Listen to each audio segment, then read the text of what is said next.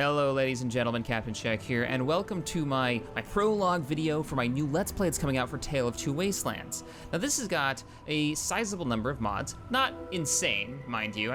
Even my last Let's Play of Fallout, way back when I first started my channel, had way more mods than this, but this is Tale of Two Wastelands. Now what that means is I'm going to be doing a Let's Play that's in Fallout 3 and New Vegas. Both games in their entirety with all the expansion packs. Does that mean I'm going to play through everything and every bit of content? Well, I don't know yet. We got Fallout 4 right around the corner, so yeah, that's going to take priority. Basically, once I get to that point, I'm going to be playing that game. But this video is all about telling you guys some of the best mods that you can play Tale of Two Wastelands in, and the mods that I will be using, so if you want to start up a game of Tale of Two Wastelands with me, along with my Let's Play, you'll have the list right here with all the links in the description below. Alright, so let's get started with the biggest mods. First, of course, is Tale of Two Wastelands. This one I spotlighted way back when, and I'll probably cut some footage in here. This one allows you to take a train in DC Wasteland all the way over to the Mojave. That's what it does in a nutshell. Now, it's a way more complicated than that, though, because it actually makes everything in Fallout 3 work within the mechanics of New Vegas. So you get iron sights, which you don't have in Fallout 3 with all the Fallout 3 weapons. You get all the mechanics of the crafting system that's in New Vegas. You get everything that they have in New Vegas they don't have in Fallout 3, which is actually a considerable amount. You also get the stability of New Vegas. It's actually quite stable compared to Fallout 3, especially if you're running on Windows 7 or Windows 8, you may run into a lot of crashing. Alterran, tons of crashing. He was going to do a Let's Play of Fallout 3 for his very first time ever playing through it. It won't even launch for him, and yeah, we couldn't figure it out. So, all right, guys, leather mod. So next up is the next biggest mod, which is going to be Project Nevada. Now, if you've ever played in Fallout New Vegas and you've modded it, you probably know what Project Nevada is. Basically, it's a huge overhaul to make the game just better. It adds in things that you expect to have in a game that have first-person mechanics, right? Things like the ability to sprint. It's simple, but you can't do it in Fallout. In Project Nevada, you can. It has a ton of other features, cybernetic enhancements for your character if you want to use them, bullet time that uses your action points instead of going into VATS if you don't care for going into VATS, or maybe you just want to mix it up. It adds all kinds of things, and I will put a link to their description. There's a great video that shows what that does. I think I've actually done a video of it myself. It's been a long time since I looked at my old Fallout mod videos. Next up, let's get into all the gameplay ones before we talk about any of the graphic changes, because obviously you'll see I don't have the green tint that Fallout 3 is just famous for. We'll get into the graphic ones in a minute. The next up for gameplay enhancement ones, let's go ahead and turn on our UI. I'm using oHUD or oHUD for all my UI elements. That means I can turn my UI on and off to give that more of that cinematic feel to it. I can also customize my UI with that. I have the JIP series, the JIP series, pretty much game enhancement mods. What does that mean? Well, if you look up in the top right-hand corner, you'll notice I've got the ability to select my firing mode. Now I have an assault rifle here, which you guys will learn about in the Let's Play. I've already recorded a couple of episodes. But this assault rifle is fully automatic. Well, now I can choose what mode of fire that I put it in. And if you notice, my aiming reticule actually changes. So I crouch and it gets a little bit more accurate, right? But I'm in full auto mode. I can switch it over to single, even more accurate. Burst, less accurate, but... Hey, knock it off. What the hell? Oh, hi. I know you're behind me. Or we can stick it into full auto and just go to town. So that's pretty cool. If you're wondering what the grenade symbol is in the bottom right-hand corner, that is a shortcut key. I can hold down G and chuck grenades without having to go into any of my buttons or inventory or any of that jazz. I can also hold down H. Okay, I can tap H. I can switch. Oh, shit. I'm glad you guys didn't get caught by that. I can tap H and switch my grenades. I can hold H, which I can't do right now, can I? Because I don't have any other categories. But you can see the categories down there. I can switch between grenades and mines, my detonator, which is really nice, and other throwing objects. This is all Project Nevada. Just one more of the game enhancements. Let's see here. What else for the big one? So I've got the weapon selection. I've got the Companion Control mod, which I'll throw some footage of that on here. Basically, that one allows me to give my companions orders and move them around. It gives me a lot of different functionality with my companions you didn't have before. Pretty much everything that you could do by talking to them, you can do from remote. It's pretty fantastic. Next up is a mod that you guys will see me use quite often. It's this character. Now, anybody who saw my original Let's Play of this over a year ago, Mr. Roland here, John Roland, has an issue. He's he's addicted to cigarettes. He smokes.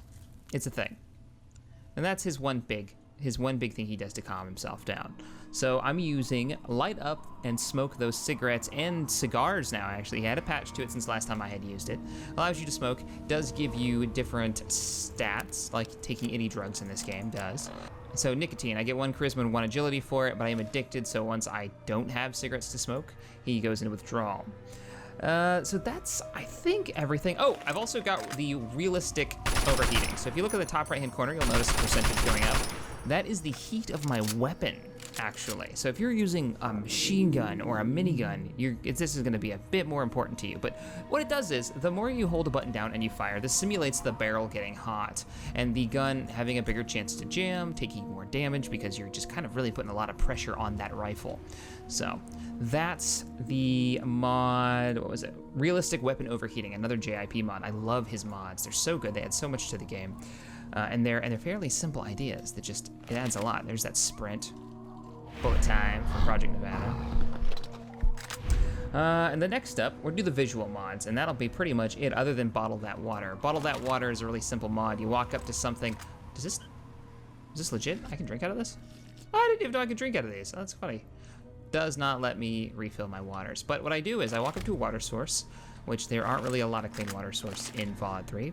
You guys know that if you've ever played the storyline, but you can crouch and you can walk up to a water source and hit E, and it will refill all your bottles of water. And then when you drink water from a bottle, the bottle doesn't just disappear like it does. You'll actually get, let me see if I've got an empty bottle of water on me. I might not have any on me because I think I refilled everything before I went on my trip, but when I drink a bottle, I get an empty bottle of water in my backpack. It doesn't just disappear, and I can go and I can refill it. It also adds in a canteen, though I haven't been able to find one to buy one just yet. Now let's get into the graphics mods. You guys are probably wondering, damn, Shack, the game looks pretty good. It's not as good as it could possibly look. I'm not using an EMB. What I'm using is I'm using Nevada Skies, which is a weather mod. And you guys will see the kind of weather that it adds. I've always loved Nevada Skies. It adds a few weather effects, a few lighting effects along with the weather effects. It makes the nights darker. It gives you some god rays. It just looks better too. It takes that green tint out of it. Now you could use an EMB, and you could use a couple of the other weather mods, which I've done videos on in the past. I could fill a 2-hour-long video talking about mods for Fallout New Vegas. But I won't do that. The reason I'm using this one specifically is because it has a compatibility patch with Tale of Two Wastelands. So it plays nice, and it works in both the Mojave Desert and the DC Wasteland. So yeah, it's pretty nice. What else? We got the texture packs. Now I'm using a few texture packs. I'm using Ojo Bueno's texture pack for the DC Wasteland. It's just so good.